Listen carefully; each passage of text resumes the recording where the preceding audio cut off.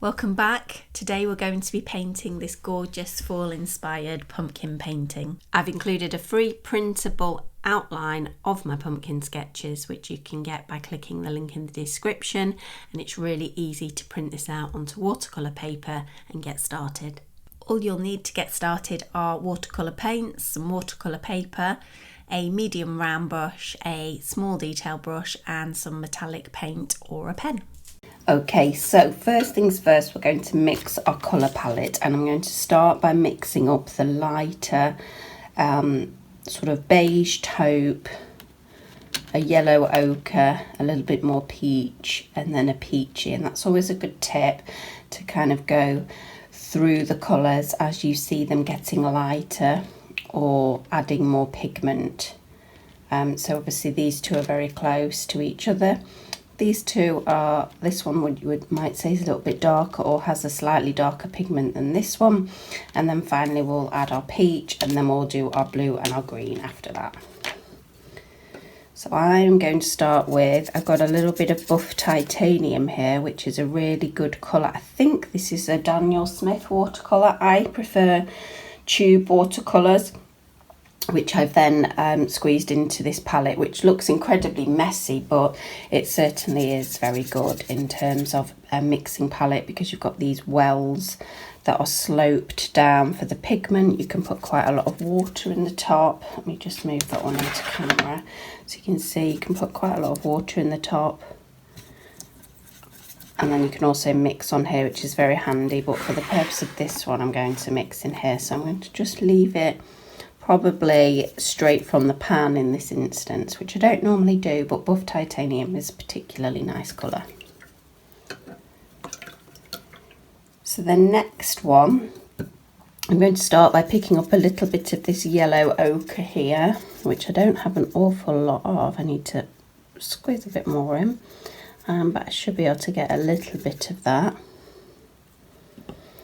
And it's just a little bit too bright for me. It's probably more what we would want on our peachy one. So what I'm going to do is I'm going to add a little bit of buff titanium into that, just to take it a little bit lighter, and it will reduce the saturation a little bit. For this one, I'm probably going to add, it's going to be additions, so buff titanium and yellow ochre. This one I'm probably going to do exactly the same mixture, but add a very, very tiny bit of a something like a quinacridone red. Basically it's a rosy red, this one here, and I'm going to add the tiniest amount possible. So let's pop some more buff titanium in there. Bit of water. So we need to add the orange, well, the yellower tone to give it more of that. And then I'm going to add just a smidge just to get us started.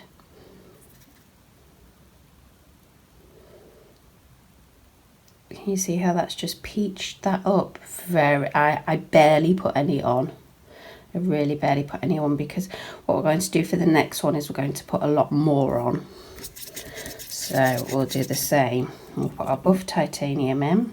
That's our base, rather than using a white, which will just completely take all the colour out of our paints. Oh, my cat's now appeared at the table. She's probably going to try and walk under the camera. Okay, so then we've got a bit of the yellow ochre, which is just a mustardy yellow. If you haven't got this, a mustardy orange and mixing a yellow will work together quite nicely. And then we're going to mimic it. Oh, can you see my cat? She's just here to the right of the camera. Okay, so we've got that. And then we're going to add a little bit of this pink. And no, we need a little bit more, because we've actually got a lot more pigment here. Now I've put a little bit too much for my liking in there. So the first thing I'm going to do is try and put a little bit more thicker buff titanium in. And what you want to be doing is don't add lots of water. This is, can you see how I've got quite a lot on my brush? Oh, I just heard a bang outside. Sorry about that. Okay, so I think that's nice. So rather than adding the yellow to try and take it down, pardon me, which would have taken it back to the peach, in this instance we've added the buff titanium. So as you can see, if we do a nice little close in, we've got our buff here. We've got our orange, mustardy, yellowy orange. We've got our one that's a little bit more peachy, and we've got our one that's a little bit more pink. Oh, what's all this banging? You right, Poppy? Oh, yeah.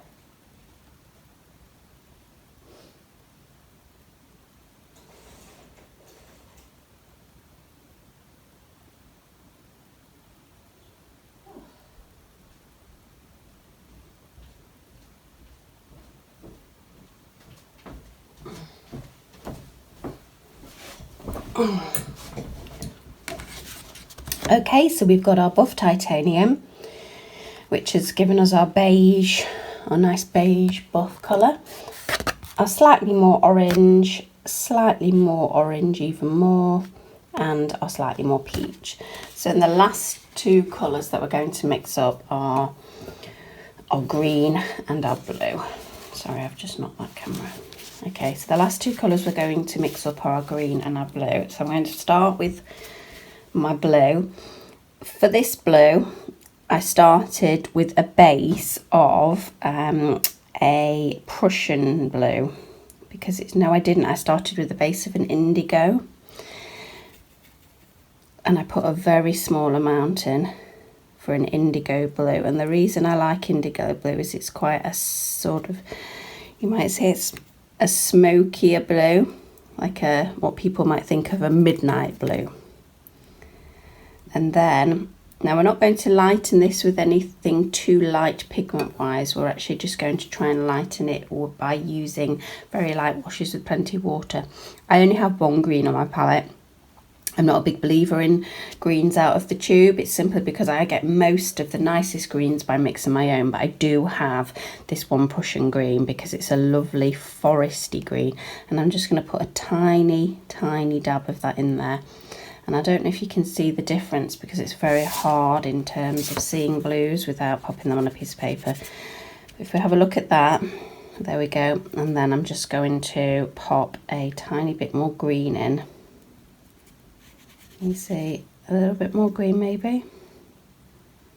It's going to just take that to a group. There we go. That's what I was looking for. That lovely green blue. I'm maybe going to pop a tiny bit more of the blue in just to bring it back a tiny bit. There we go. Tiny bit. I'm going to leave it like that. For our green pumpkin, I'm simply going to put Prussian green into here, and I'm going to just put a little bit of blue in. So we're basically, oh, I've got some cat hair on my brush, that's nice. We've basically got two mixtures, one that's a little bit more on the green side, one that's a little bit more on the blue side, and a brush full of cat hair. And what we want is quite a lot of water in these wells to start with, because our first layers are going to be incredibly light washes, and then we'll get darker and darker as we go. So that's the essence of the colour mixing. The key to colour mixing is to get your base colour sorted, but you're going to be adding a little bit more pigment as we go, so that we're working up in layers, a light wash followed by a little bit more pigment, to create this loose watercolour effect.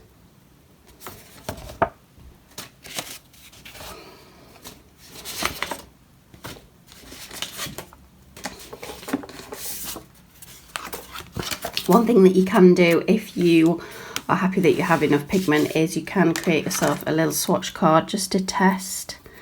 It's probably not the right brush, it's a little bit too tiny. I get a slightly bigger brush.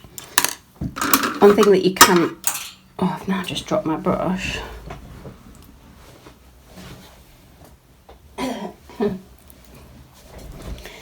One thing that's quite useful if you're one thing that's quite useful if you're working with pigments that you're not particularly familiar with is to create yourself a little swatch card and just check. Again, I would always try and move from the light to the darks so you don't have to wash your brush too much in between. Check that you're happy with your pigments. Now, the camera might not pick these up quite as well because of the shine. But once I've popped them all on, there's the blue, it's very light to start with, and there's the green. Give them a moment to dry.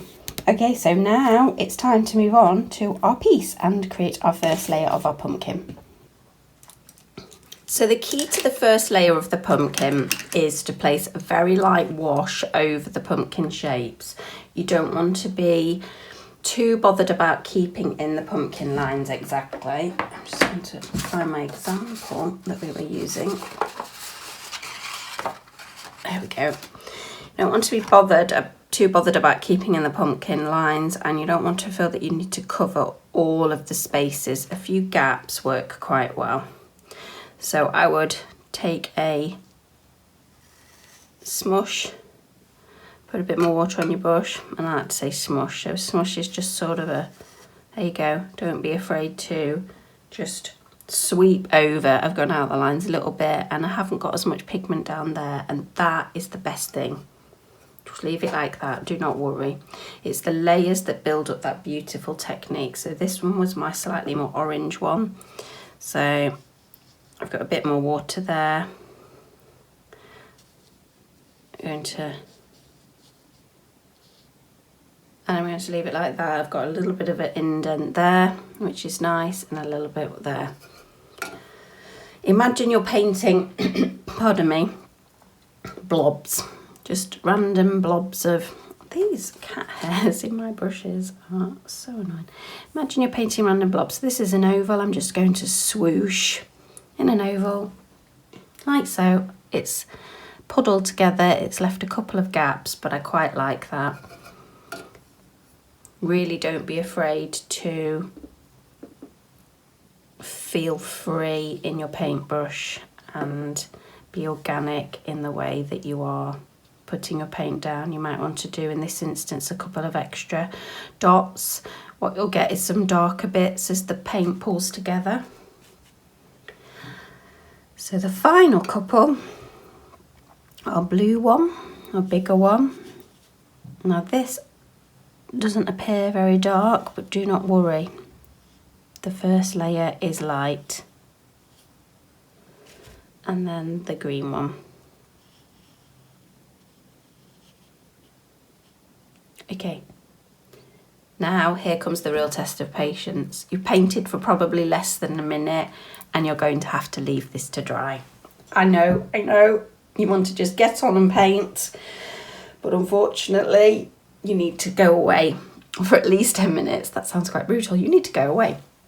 No, go make yourself a cup of tea. I'm going to do exactly the same. Go make yourself a nice drink or get a snack and come back. Believe me, patience is your friend. What we're going to do then is we're going to add a little bit more pigment into our palettes and we're going to create our second layer. Okay, so we're back with coffee in hand and most of the watercolour has dried. We've got a little bit of damp here, but that's not an issue. We've got a little bit of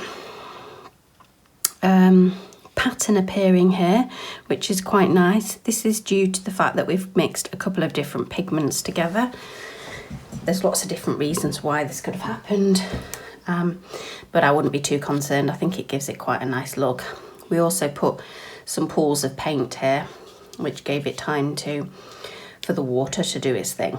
So let's move on to our second layer. The first thing we're going to do is we're going to create some slightly thicker amounts of our paint. So back into that buff titanium, and I'm actually just going to go straight from the palette this time so that I've got, pardon me, a much thicker milk-like consistency. And I'm just going to sweep over following some of the contour of the lines to darken up some areas. I'm then probably going to dump some of that buff titanium into my second mixture and then pick up a little bit more of my... Now we don't have to, the great thing about this palette, let me show you, is we don't have to mix our new paint all the way across the palette. I've put in this end my slightly stronger mixture. I don't need to necessarily dilute it by scooping and mixing around the whole thing. So that's one of the things I would get used to with watercolour paint and any painting, if you like, is having pools of paint or sections of paint and tinting, darkening, toning, just sections of that. Okay, so now we will drop in, again in a similar fashion, some of the darker. I'm going to put a darker one around there, darken the bottom. I'm probably going to leave it like that. Now we could choose to pick up a little bit of the paint so that we don't get too much pooling. There we go, just by scooping and dabbing onto our paper towel. For the peach one, to make this a little bit darker, I'm going to take a bit more of the yellow ochre into the corner there, a little bit of the pink, tiniest amount, and I think that's actually far too much on my brush. I'm going to dab a tiny bit there, wash my brush off, and hope that, yes, in fact, I probably could have done with a tiny bit more, but less is more. Always better to add than have to take away. Okay, and then, see, that's not actually that dark. What we've discovered, we need to get a much thicker quantity, so I'm going to use a new well. I'm going to put a really thick quantity of the yellow ochre into there and some of the pink. There we go, tiny bit of water. In fact, I've jumped ahead. I haven't actually done the orange one. I jumped ahead because it felt more peach, so in this instance I'm going to do the peach one here, and then we'll go back to the more orange one. There we go. I think I'm enjoying that. I've just covered up a few areas with a slightly darker. Okay, let's go back. So this one was supposed to be more of the peachy orange, so let's just get a bit more of the yellow into there, tiny bit of the pink, and we'll see. In fact, let's use a test card. So we're working on this one. I think that adds a nice darkness, and with this one I'm going to cover most of it up like so.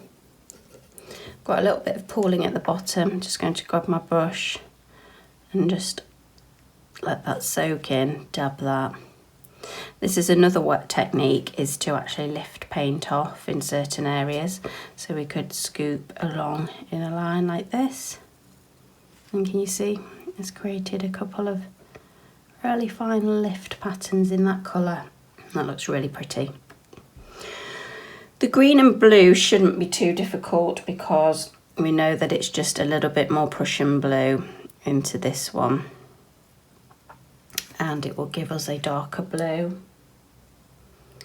Pop that into the end well.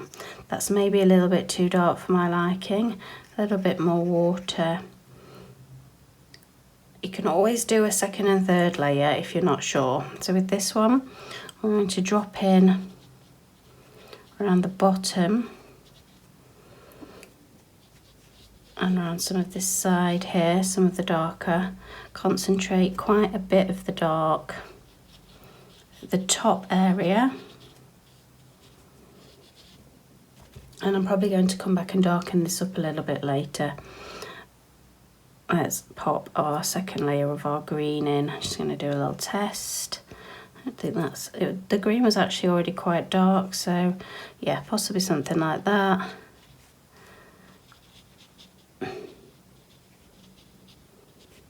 And just popped in. There we go.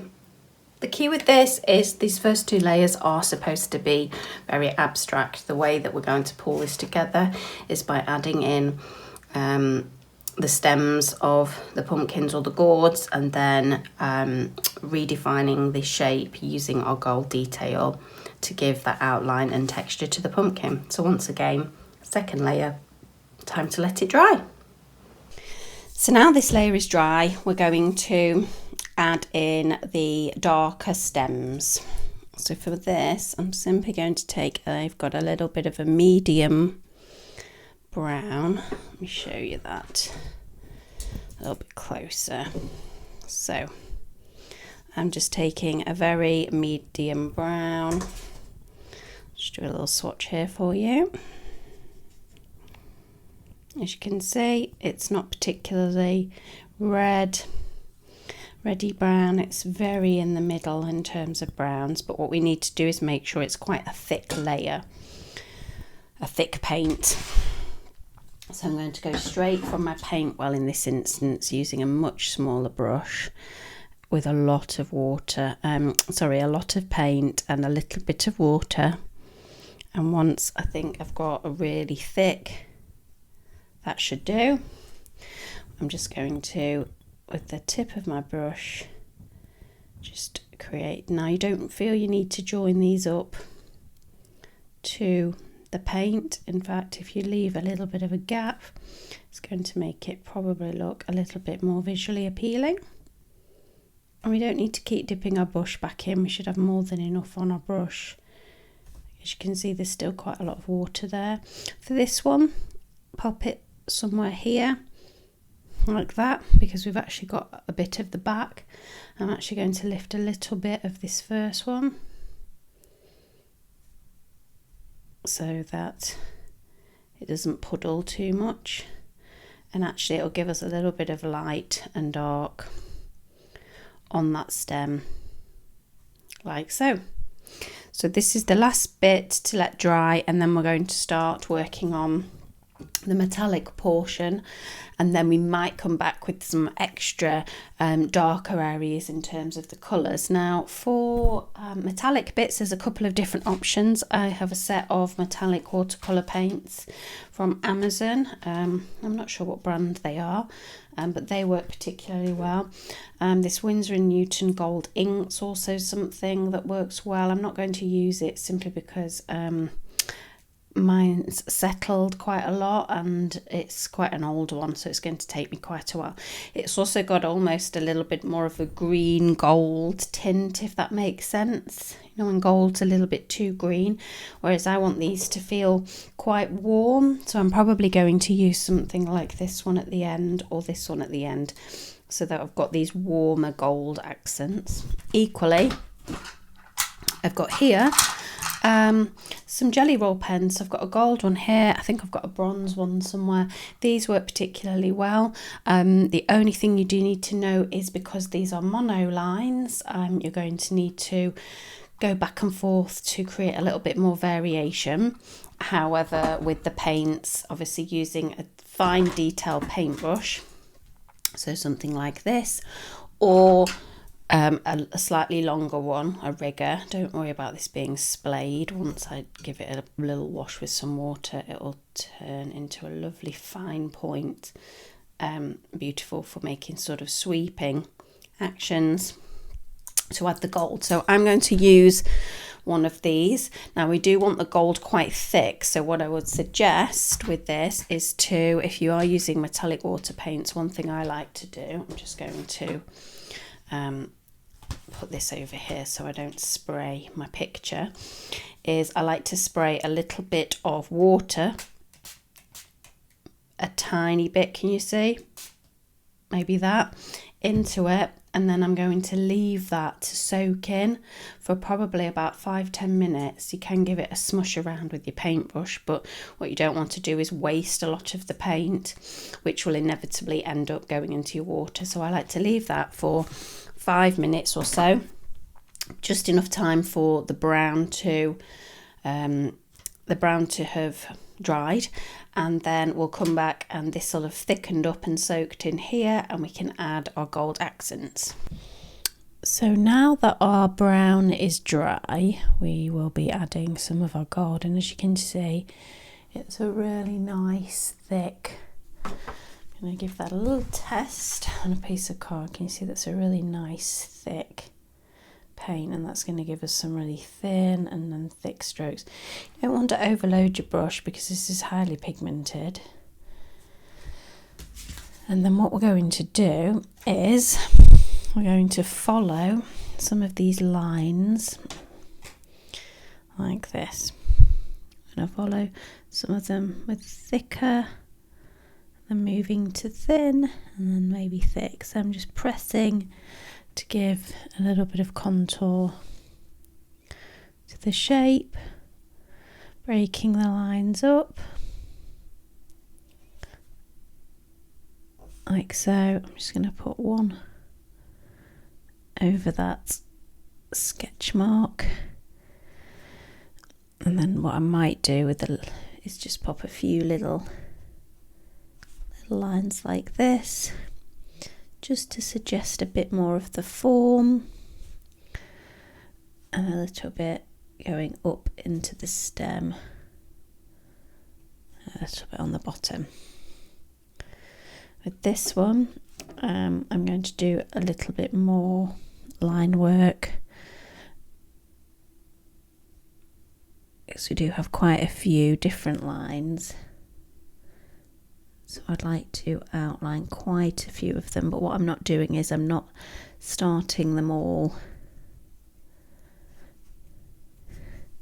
in at the bottom or the top. My cat is now meowing because I'm not showing her any attention, and she's just jumped onto the table. Wonderful. Come on, Moomin. If any of you follow me over on my crochet channel, you'll know that my cat regularly makes an appearance when it comes to my crochet videos, so she's obviously going to with painting. Okay, so with this one, I think I'm going to try something a little bit rougher. I'm going to do a sweeping, quite a wide sweeping, and then I'm going to turn the brush so it does that, and I'm going to be quite loose, like so. There we go, and now I've got a bit of dry brushing so that I didn't have a lot of paint on. And to pop some of these back ones in, like this.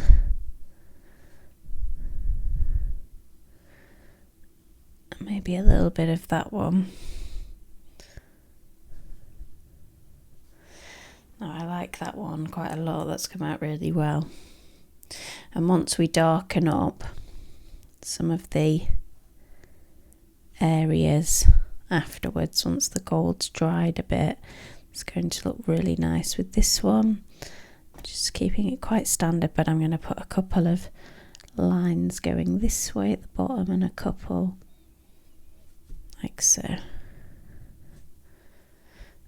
In fact, I think with this one I might do a few little peekers like so. Okay, as this is a small one, I don't want to overdo it, so I'm only going to pop a couple of suggestive lines for this one. Maybe a little bit more on the stem.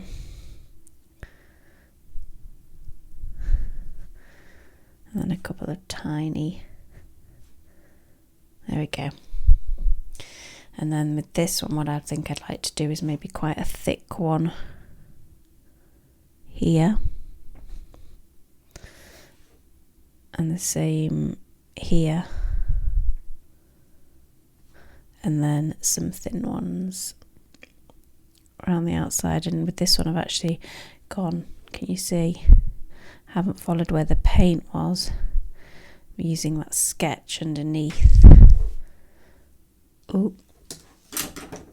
Don't put your paintbrushes over your work like me. Good job that dried. A little bit round there. And a little bit onto these ends. I think would just look very cute.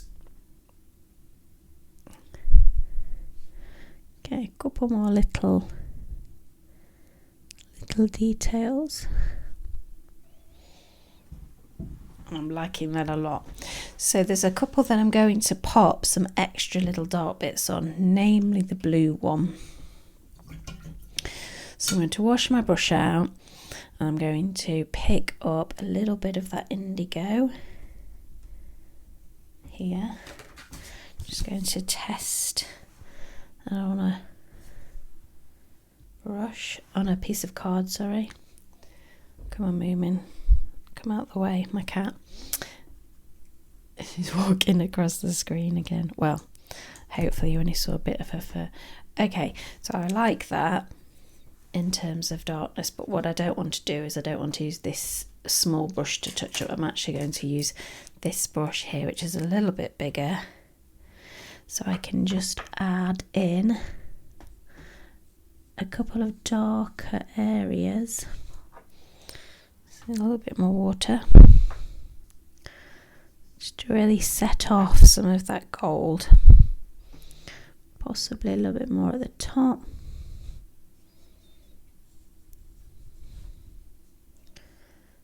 A little bit more there.